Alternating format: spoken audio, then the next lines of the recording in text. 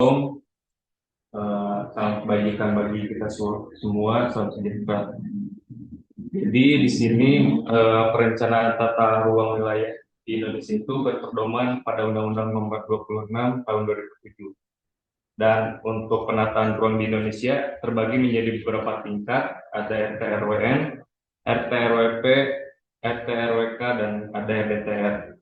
Dan untuk kegiatan Inspiring ini sendiri merupakan yang dirancang oleh pemerintah untuk melengkapi produk blok RDTR itu sendiri.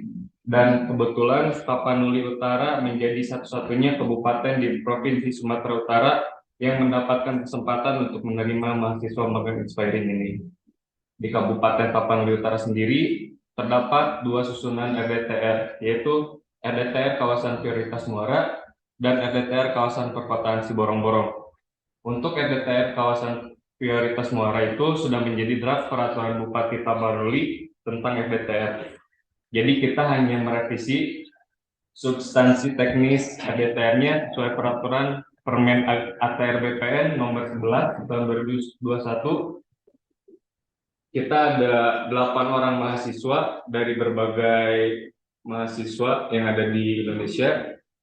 Ada Ferry Zatra Kopung dari TNI, dan ada Rolina Simanjorang dari Unimed, ada Ulia Rahmat Lubis dari UPI, ada saya sendiri dari Universitas Islam Bandung, ada Afriyadi dari Universitas PGRI Sumatera Barat, ada Joshua juga dari Institut Teknologi 10 November, dan ada Lucky Lubis dari Institut Teknologi Nasional Bandung, ada Natania dari Universitas Muhammadiyah Riau. Jadi kita selama magang di sini tuh dibimbing langsung oleh mentor sekaligus kepala bidang tata ruang, Bapak Aprito Ciregar, STM.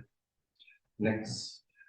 Untuk kegiatan pengerjaan RDTR Siborong-Borong, untuk bulan September kita masuk ke pengenalan RDTR Siborong-Borong.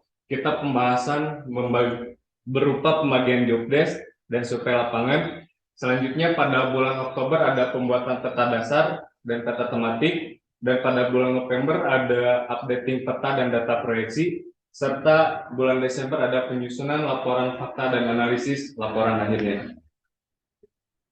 Untuk keadaan sosial budaya di Kecamatan Siborong-Borong, yaitu watak antarumat beragamanya sangat kuat dan kekeluarganya sangat kuat. Dan Kabupaten Tapanuli Utara itu disebut sebagai Tanah Batak atau yang artinya Tanah Batak. Dari sebutan tersebut kita sudah bisa mengetahui mayoritas etnisnya. Untuk jumlah penduduk Kecamatan Siborong-Borong bisa dilihat dari hasil presentasi ini. Next. Dan untuk wilayah perencanaannya, jadi di Kecamatan Siborong-Borong ada 10 desa dan kelurahan. Di antaranya ada Pari Sambungan, Tonga, dan sebagainya. Untuk luasan totalnya yaitu ada 3.700 hektar.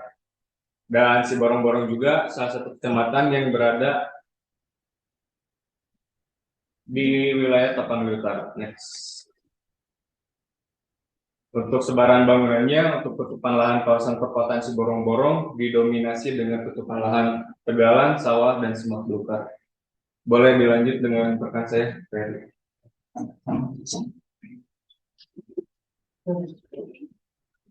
Baik, selanjutnya yaitu ini adalah denilasi kawasan perkotaan Kecamatan Siborong-Borong. Jadi di sini itu ada batas udara yaitu Bandar Silangit, dan juga batas barat yaitu batas sungai Batas Siaro. Ini terus di sini juga ada peta administrasi Kabupaten Tapanuli Utara dan juga peta administrasi Kecamatan Siborong-Borong. Yang berikut ini adalah kecamatan administrasi dan yang ini adalah Kecamatan Siborong-Borong. Next. Sini analisis kawasan perkotaan Kecamatan Siborong-Borong. Di sini itu kawasan perkotaan Siborong-Borong itu merupakan daerah yang dilintasi jalan lintas tengah Sumatera Utara, yang menjadikan kawasan ini sangat strategis untuk memanfaatkan pertumbuhan perekonomian dan kawasan tersebut. Di sini ada pun isu masalahnya. Sini isu masalahnya itu terdapat beberapa, yaitu terdapat bencana seperti banjir dan longsor, aksesibilitas ke setiap wilayah yang berada dalam kawasan perencanaan belum terbangun dengan baik, pengelolaan sampah yang kurang baik berpengaruh terhadap pelayanan sampah seperti pengangkutan sampah, sehingga dibutuhkan pelayanan persampahan dan belum memiliki TPA. Berikutnya itu belum teralirnya air bersih PDAM ke seluruh kawasan perkotaan. Dan yang terakhir itu adapun terjadi pemusatan aktivitas, sehingga terjadi kemacetan di pusat perkotaan Ciborong-borong.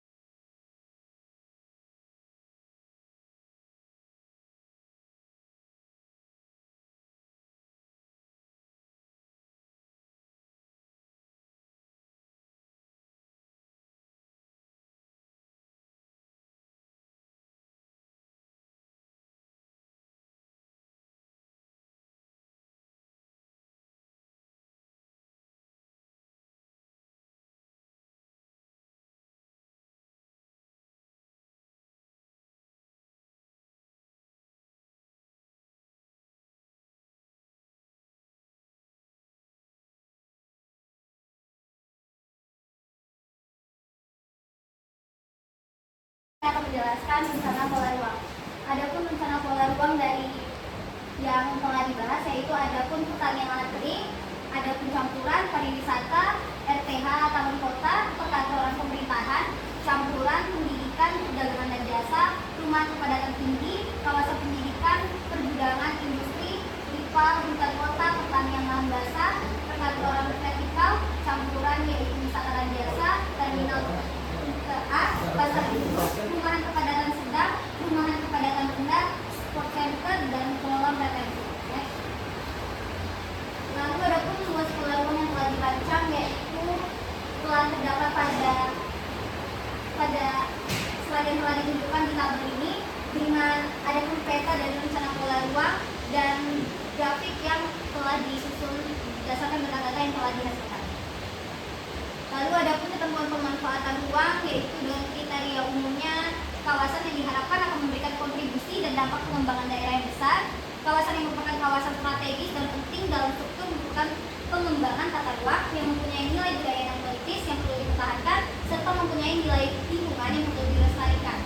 Adapun jangka waktu dari indikasi program ini adalah 20 tahun perencanaan dari 2020 sampai 20 tahun mendatang, yaitu 2040, yang dibagi ke dalam 4 tahapan program pembangunan, yaitu tahap 1 2022 sampai 2027, tahap kedua 2027 sampai 2032, tahap ketiga 2032 sampai 2037, dan tahap keempat 2037 sampai 2042.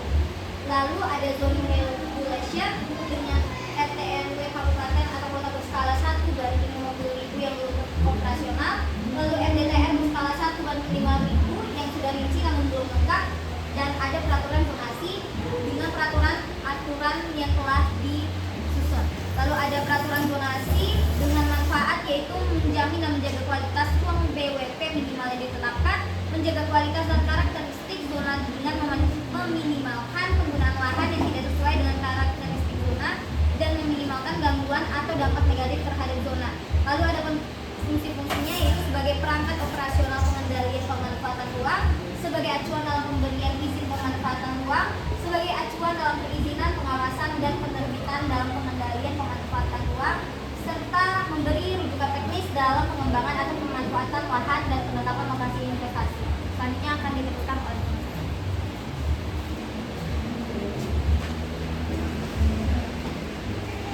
selanjutnya saya akan menjelaskan peta rencana pola ruang yang blok A. Di sini terdapat Kelurahan Pasar Siborong-Borong, Desa Sitampurung, Desa Siaro, Desa Silait-Lait. Ini bisa kita lihat dalam tabel ada rencana peraturan intensitas dan tata masa bangunan pemanfaatan ruang blok A.1. Nah, di sini terdapat zona-zona. Yang pertama ada A1 yang merupakan masuk zona kawasan budidaya dengan subzona perkantoran, pertanian, perumahan, perdagangan dan jasa, perdagangan dan skala kota, rumah pada tinggi, sarana skala kecamatan, sarana skala kelurahan, sarana skala kota. Nah, di sini boleh kita lihat terdapat kode-kodenya, ada KT, PL1, C1, K1 dan R2 dengan KDX maksimal 60% dari ketentuan-ketentuannya dari intensitas serta dari tata masa. Dalam hal ini bisa dihitung melalui tinggi bangunan maksimal dengan GSB maksimal dan jumlah lebar maksimal dengan diukur parameter meter. Nah, selanjutnya ada peta rencana pola ruang blok A2. Nah, di sini bisa kita lihat terdapat jalan-jalan besar dan jalan lintas Sumatera dengan ketentuan-ketentuannya, ada keterangan di peta serta rencana peraturan intensitas dan tata masa bangunan pemanfaatan ruangan blok A.1. Nah, teman-teman bisa melihat dari kawasan budidaya seperti IPL, perkantoran, pertanahan dan keamanan dengan kode PL8, KTPL 7 dengan KDP maksimal ada 30% dan 80% hingga masing-masing hitungan dengan KDH minimal serta tata masa ada tinggi bangunan maksimal, GSB maksimal dengan jumlah LB maksimalnya. Selanjutnya ada peta rencana pola ruang blok B.1. Nah, di sini teman-teman bisa melihat Desa Silait-Lait, Desa Pohon Tona. Nah, berikut ada petanya dan ini merupakan jalan lintas Sumateranya serta di sini di sebelah kiri ini keterangan legenda dari peta. Dan di sini ada rencana peraturan intensitas dan tata masa bangunan pemanfaatan ruangan blok. Nah, sama seperti yang tadi, di sini ada zonanya seperti kawasan budidaya, kawasan lindung. Nah, kawasan lindung ini masuk ke hutan kota atau dengan kode RTH 1 dengan KDB 10-20% dengan KDH KLB maksimal dan KDH minimal serta tata masa bangunan ada tinggi bangunan, GSB maksimal dan jumlah LB maksimal. Nah, teman-teman bisa melihat tabelnya lebih rinci di sini sudah dijelaskan dengan subzonanya. Baiklah, selanjutnya saya bisa menyalakan. Bisa sambil menyalakan kan? Bisa. Boleh. Ini kan kalau misalnya tentang KDB, KDH itu kan dengan dua parameter. Paham nggak?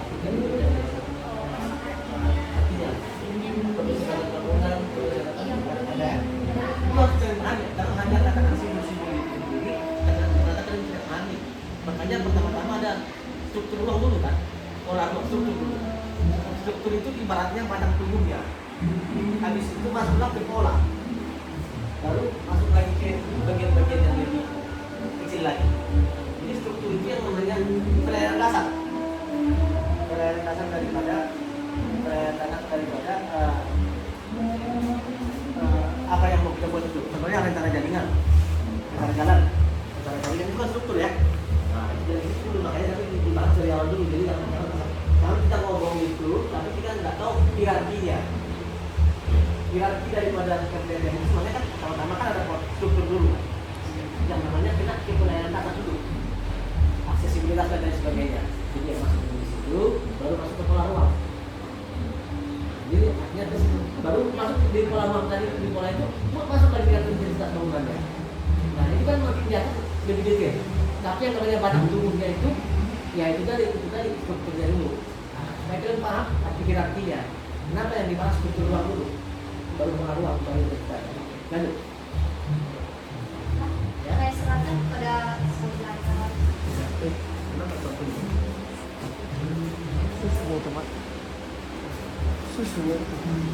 Selanjutnya saya akan melanjutkan penjelasan dari rekan saya tadi. Sekarang saya akan menjelaskan peta rencana pola ruang blok B2. Di mana peta rencana blok B2 ini dia di Desa Bohontoga, Desa Bali Sabungan. Seperti kita lihat tadi di sini jalan lintasnya, dan di ruang pola ruang blok 2 ini, blok B2 ini kita bisa lihat dia dominasinya ke zona ruang terbuka hijau, dan pertanian. Dari semua pertanian ini kita bisa melihat ada di rencana peraturan dispensasinya itu perkantoran, perdagangan dan jasa. Ini maksud dia dari sini kenapa ada KDH maksudnya ini yaitu bakal peraturannya, semisal di perdagangan, jasa dan sekolah ini, misalnya kawasan budidaya, di kawasan budidaya itu dia berapa maksimal bisa mendirikan perdagangan dan jasa gitu, biar orang tuh nggak semena-mena gitu lagi. Lanjut. Dan selanjutnya peta rencana pola ruang blok C1 ya, seperti tadi juga ya jelas itu yang di desa Sitabo-Tabo, desa Penadaran, sama juga di dominasinya di pertanian juga. Kenapa ada yang warna coklat itu apa ya? Ya, ini Pak. Ini yang termasuk ke dalam si peta rencana pola ruang blok C1 ini ya. Ini apa sih fungsinya? Yang ini Pak. Ya, Ini skala apa Pak? ya perdagangan dan jasa ya. Kenapa itu? Kenapa itu ada di koridor jalan itu? Ya kan? Kan itu kan perdagangan dan jasa ya. Karena itu mungkin dia akan bertumbuh signifikan akibat perkembangan itu. Jadi akhirnya di dalam rencana pola ruang kita sudah kita buat fungsi-fungsi ke arah itu. Jadi artinya kita prediksi juga orang namanya 2022 sampai 2042. Jadi kita prediksi akan bertumbuh di sekitar koridor jalan itu. Jadi tidak mungkin kita moratorium pertumbuhan di sana, itu kan secara alami. Karena pasti pertumbuhan kota itu secara linear akibat ada aksesibilitas, ya kan? Nah, karena ada di situ aksesibilitas seperti pola struktur ruang tadi, maka kiri kanannya bertumbuh. Nah, itu makanya di polos itu kurang lebih 50 meter ya, 80 meter ke kanan bertumbuh untuk perdagangan dan jasa. Oke, lanjut.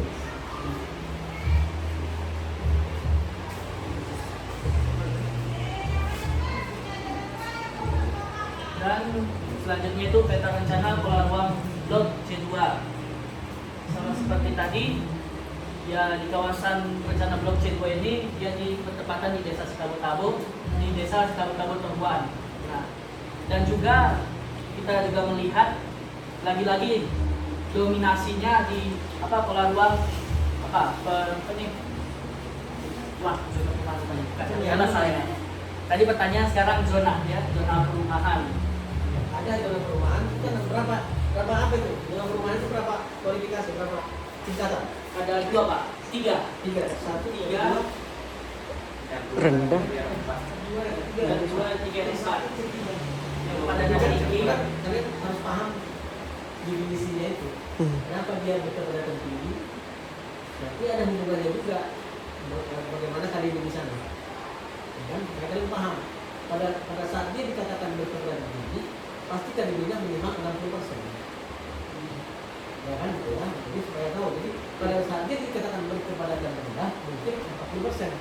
Nah, itu jadi setiap kita bikin definisi itu, setiap kita ciptakan kode-kode itu, ada catatan kakinya yang mengatakan kita memahami itu. Ya. Lanjut. Dan cukup sekian yang bisa saya jelaskan, dan Mungkin bisa dilanjutkan dengan Joshua dan Aulia Rahmat.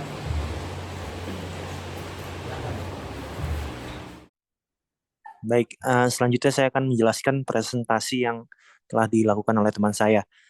Di sini ada peta rencana pola ruang untuk kawasan blok D1 di Desa Sitabut-Tabut Ruan dan Desa Lobu Siregar 2. Nah, di sini saya akan menjelaskan tentang rencana peraturan intensitas dan tata masa bangunan pemanfaatan ruang di blok D1. Di kawasan ini dengan di zona kawasan budidaya. Untuk subzonanya ada 5, yaitu ada perdagangan dan jasa skala kota dan perdagangan dan jasa skala bagian wilayah perencanaan. Untuk KDB-nya, koefisien dasar bangunannya untuk di kawasan perdagangan dan jasa ini maksimal di 70%. Untuk KLB-nya masing-masing 1,4 dan 3,5. Untuk KDH minimalnya, koefisien dasar hijaunya itu minimalnya di 30% dan 20%. Untuk tinggi bangunan maksimalnya ada di 10 meter dan 20 meter. Untuk GSB, garis sempadan bangunan itu maksimalnya ada di 15 meter dan 5 meter. Dan untuk lantai bangunannya maksimal 2 meter dan 5 meter. Lalu selanjutnya ada perumahan, perdagangan dan jasa, dan rumah kepadatan rendah dan rumah kepadatan tinggi. Dengan masing-masing KDB-nya 70%, 50%, dan 70%. Untuk KLB-nya maksimalnya 2,8, 1,5, dan 2,1. Dan untuk KDH minimalnya ada 30%, 50%, dan 30%. Dan selanjutnya untuk tinggi bangunannya maksimalnya di 20, 15, dan 15 meter masing-masing. Dan untuk garis sempadan bangunannya itu masing-masing 8 meter. Nah, selanjutnya boleh di next. Ya, untuk selanjutnya ini ada peta rencana pola ruang di blok D2. Ini ada di Desa Lobu Siregar 1 dan Desa Lobu Siregar 2. Untuk kawasan zonanya ini sama, kawasan budidaya. Untuk zonanya juga sama. Dan ketentuannya kurang lebih KDB-nya juga untuk perdagangan dan jasa itu 70%. Namun di sini ada perbedaan di KLB-nya maksimalnya itu di 3,5, rata begitu sama.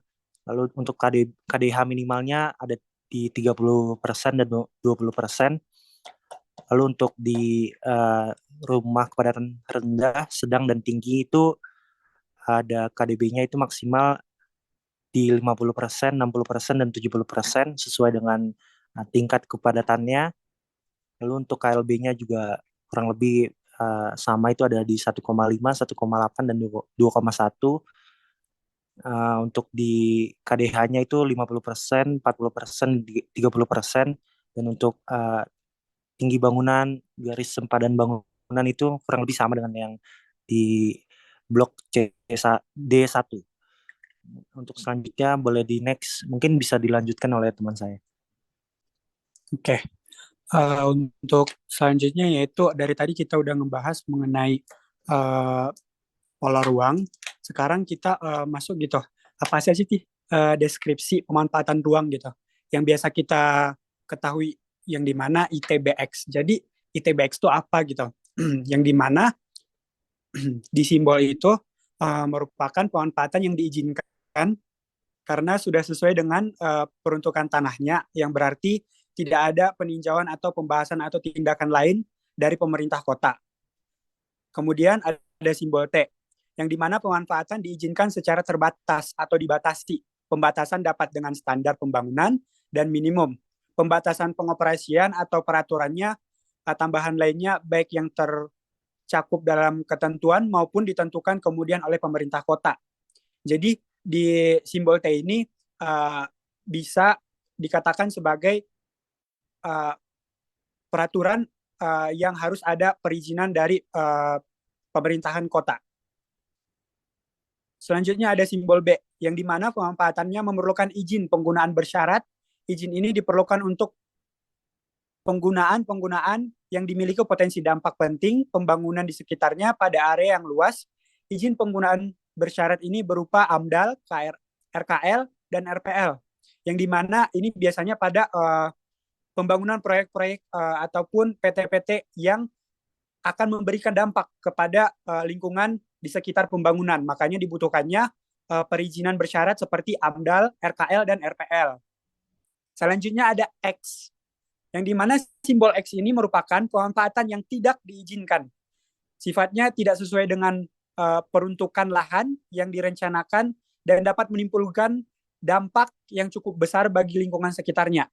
Jadi di mana jika di suatu bangunan atau di suatu daerah mendapatkan simbol X, berarti itu